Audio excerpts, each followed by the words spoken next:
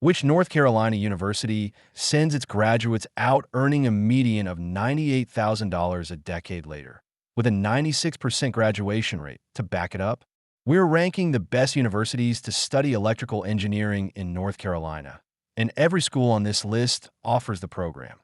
What separates them is how their graduates actually perform. All graduation rates and earnings figures are school-wide, covering the entire university. So think of them as a signal of each institution's overall student success. NC&T gets you into the door with a 50% acceptance rate and an average SAT around 1074, making it one of the more accessible paths to an engineering degree in the state. That said, a 56% graduation rate and $44,000 median earnings 10 years out suggest students should plan carefully for academic and financial support along the way.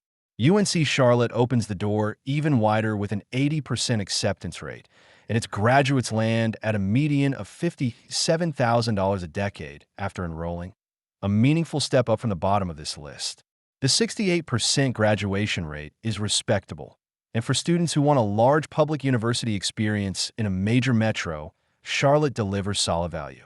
High Point University edges out Charlotte with a 72% graduation rate and $61,000 median earnings, offering a slightly stronger completion signal in a smaller, more personal campus environment.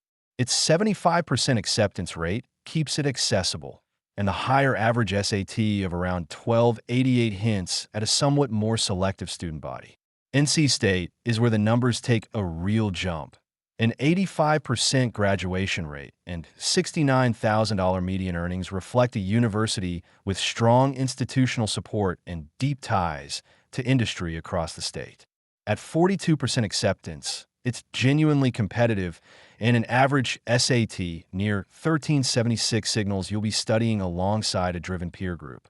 Duke sits alone at the top of this list. A 96% graduation rate and $98,000 median earnings 10 years out are among the strongest outcome figures you'll find at any university in the Southeast.